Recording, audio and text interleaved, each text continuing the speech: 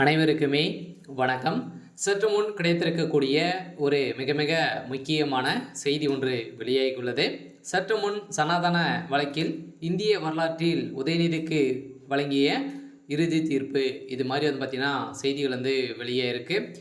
ஏற்கனவே சனாதன வழக்கு மூலமாக தான் பார்த்தீங்கன்னா உதயநிதி ஸ்டாலின் அவர்கள் யார் அப்படின்றத அனைவருக்குமே தமிழகம் முழுவதும் இருக்கக்கூடிய மக்களுக்கே தெரிய வந்திருக்கக்கூடிய நிலை ஒரு முக்கிய புள்ளியாகவும் மாறி இருக்கக்கூடிய நிலை இந்த சனாதன வழக்கில் சிக்கிய உதயநிதி ஸ்டாலின் அவர்கள் தான் பார்த்தீங்கன்னா இப்போ இந்த வழக்கின் அடிப்படையில் உதயநிதி ஸ்டாலின் அவர்கள் துணை முதல்வர் ஆனதிலிருந்தே ஒரு மிகப்பெரிய அவருடைய வாய்க்குழப்பாலே இப்போ பார்த்தீங்கன்னா அவருடைய கதை ஒட்டுமொத்தமாக முடியக்கூடிய நிலைக்கு தான் இப்போ சனாதன வழக்கில் நீதிமன்றம் வழங்கியிருக்கக்கூடிய தீர்ப்பின் அடிப்படையில் உதயநிதிக்கு இறுதி தீர்ப்பு வழங்கியிருக்காங்க. அப்படி என்ன தீர்ப்பு வழங்கியிருக்காங்க அப்படின்றத தொடர்ந்து வீடியோவில் பார்க்கலாம். அதுக்கு முன்னாடி நம்ம சேனலுக்கு இப்போ தான் நீங்கள் முதல் முறையாக வந்திருக்கீங்க அப்படின்னா மறக்காமல் நம்மளுடைய சேனலை சப்ஸ்கிரைப் பண்ணி சப்போர்ட் பண்ணுங்கள். வாங்க வீடியோக்குள்ளே போகலாம்.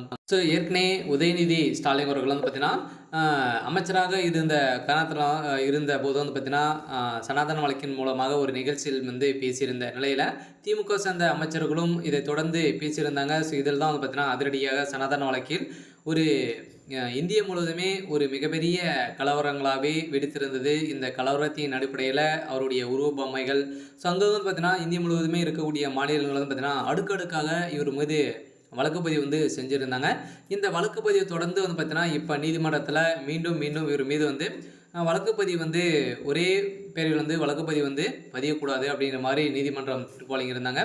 இந்த தீர்ப்பின் அடிப்படையில் ஒட்டுமொத்தமாக அனைத்து மாநிலங்களும் இருக்கக்கூடிய சனாதன வழக்கு இவர் மீது இருக்கக்கூடிய வழக்குகளை அனைத்துமே ஒரே நீதிமன்றத்தில் சென்னையில் இருக்கக்கூடிய உயர்நீதிமன்றத்தில் பார்த்தீங்கன்னா இந்த வழக்கை மாற்றியிருந்தாங்க. இந்த வழக்கின் அடிப்படையில் இப்போ இந்திய வரலாற்றின் முதல் முறையாக சனாதன வழக்கில் பார்த்தீங்கன்னா சொதரடியாக இந்து மக்களை மத கலவரங்களை செய்யக்கூடிய அளவிற்கு பேசிய உதயநிதி ஸ்டாலின் அவர்களுக்கு தான் பார்த்தீங்கன்னா 7 ஆண்டு சிறை தண்டனை விதிக்க போகிறதாக ஒரு தகவல் வெளியே இருக்குது. இருந்தாலுமே திமுகவில் மீண்டும் அடுக்கடுக்காக ஒரு மிகப்பெரிய சிக்கலாகவே வந்திருக்கக்கூடிய நிலையில் தான் இப்போ திமுகவுடைய முகமூடி பார்த்தீங்கன்னா கொஞ்சம் கொஞ்சமாகவே வெள்ளை விட்டு வரும் நிலைக்கு தான் இப்போ தள்ளப்பட்டிருக்கு.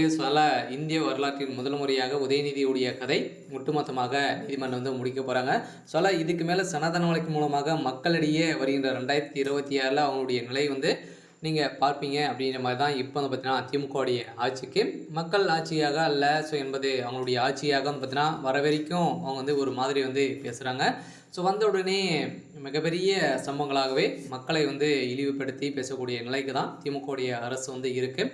இருந்தாலும் இந்த வழக்கின் அடிப்படையில் உதயநிதி ஸ்டாலின் அவர்களுக்கு 7 ஆண்டு சிறை தண்டனை விதிக்க போகிறதாக ஒரு தகவல் வெளியாக இருக்குது. சரி, ஓகே. இன்றைக்கான அப்டேட் இதுதான். மறக்காமல் நம்மளுடைய சேனலை சப்ஸ்கிரைப் பண்ணி சப்போர்ட் பண்ணுங்கள். தேங்க்யூ.